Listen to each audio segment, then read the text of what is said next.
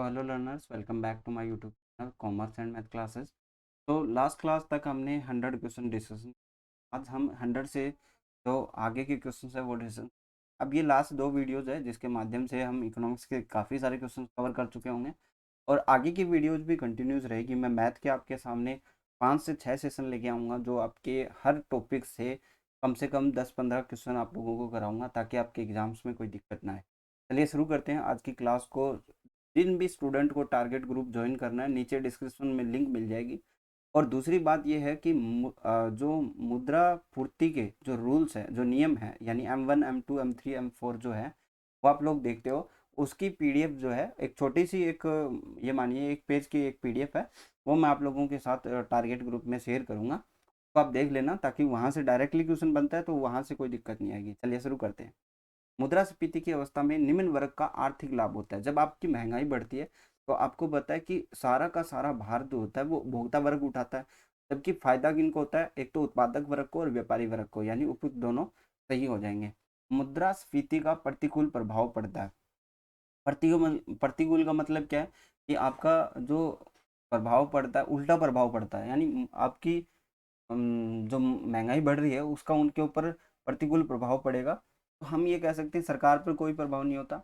जिनकी निश्चित आय है ना उनके ऊपर प्रभाव पड़ता है। मान लीजिए कि आप डेली के 100 रुपये कमाते हो और आपका खर्चा 50 रुपये, अभी अचानक से महंगाई बढ़ने से वो 70 हो गया, तो जो फिक्स आय है उनके ऊपर डायरेक्टली जो है प्रभाव पड़ता है इस चीज़। नेक्स्ट देखिए, जब देश में मुद्रा की मात्रा बढ़ जाने से स्फीति उत्पन्न होती है तो उसे किसी स्फीति के नाम से जानते हैं। तो ये होती है चलन स्फीति के नाम से पुकारते हैं। ठीक है, चलन स्फीति जिसे बोलते हैं। ठीक है, नेक्स्ट क्वेश्चन देखिए, मुद्रा के प्रारंभिक कार्य माने जाते हैं। क्या है मुद्रा का कार्य? क्या है मुद्रा का कार्य? है विनिमय का माध्यम करना या मूल्य का मापन करना। क्योंकि हम जो किसी भी वस्तु है उसका मापन मुद्रा में करते हैं और इसी से इसका विनिमय होता है। विनिमय का माध्य और जो मूल्य का मापन है वो इसका मुख्य कार्य।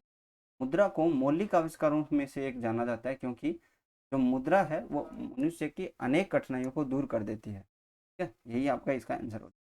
नेक्स्ट, मुद्रा वही है जो मुद्रा का कार्य करे। सबसे फेमस जो आपका ये है स्टेटमेंट कि मुद्रा वही है जो मुद्रा का कार्य, और मुद्रा का कार्य क्या है कि वस्तुओं का मूल्यांकन करना और विनिमय का माध्यम बनना।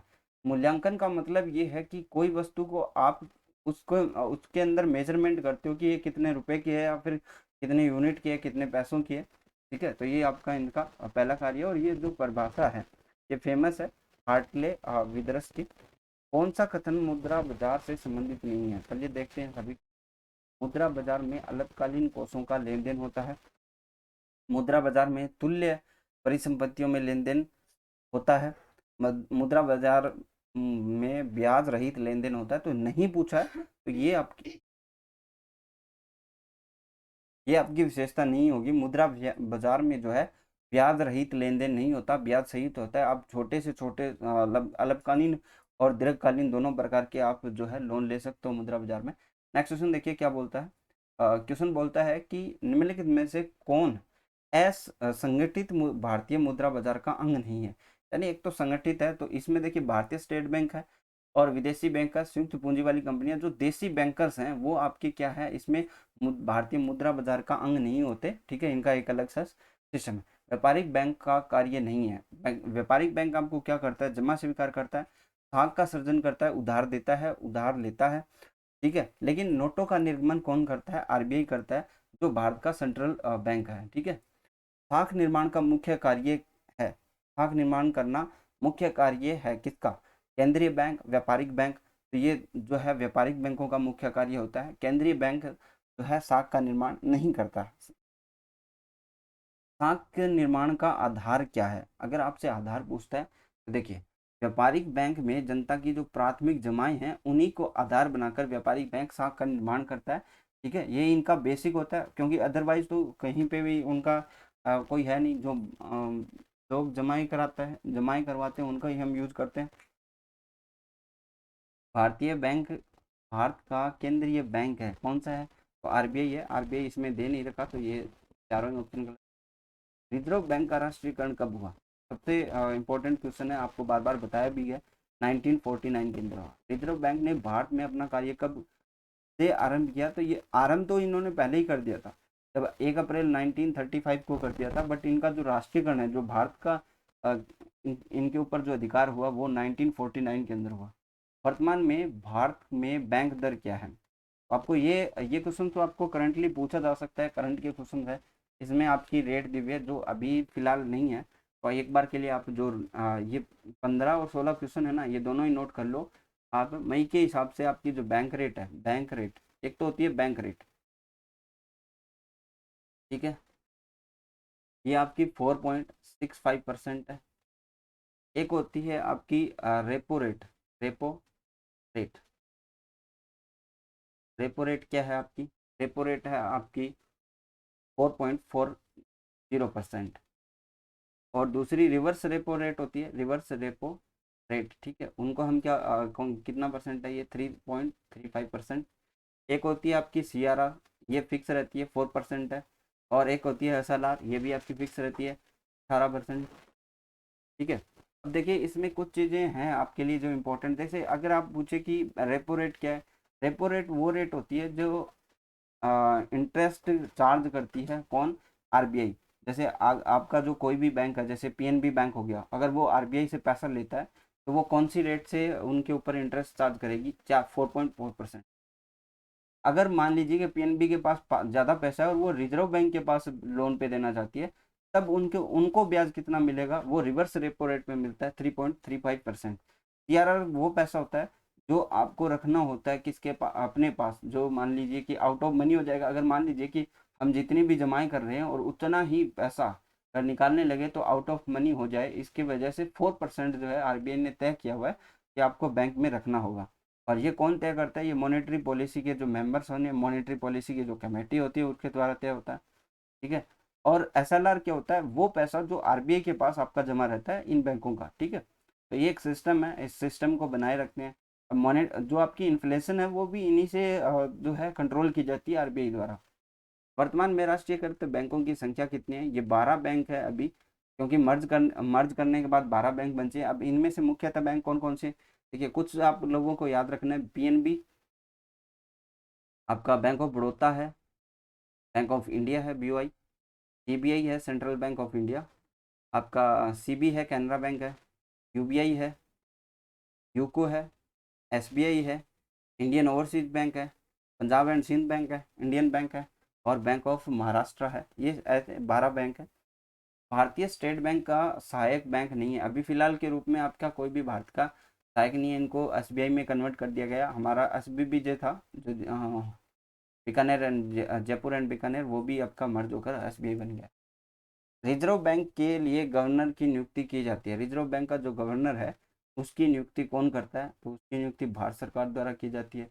रिजर्व बैंक के लिए वर्जित कार्य नहीं है व्यापार में भाग लेना, अंशों का क्रय करना, जमाओं पर ब्याज देना, बैंक दर पर नियंत्रण करना।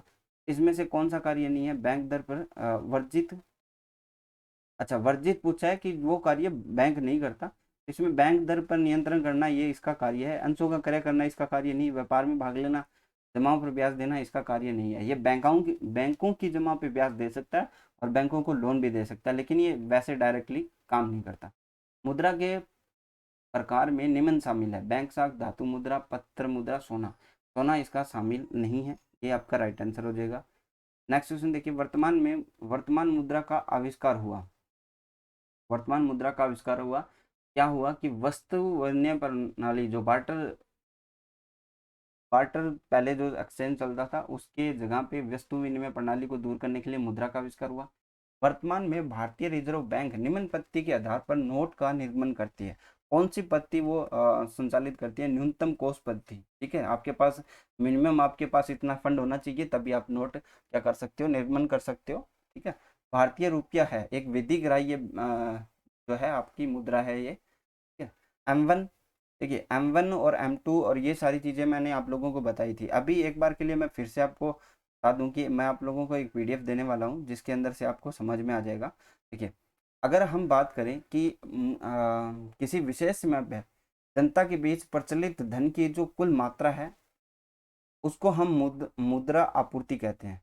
और भारत में मुद्रा पर जो आपूर्ति है उनके उपायों के साथ हम 4 श्रेणियां रखते हैं, M1, M2, M3 और 4 वर्गीकृत किया गया है।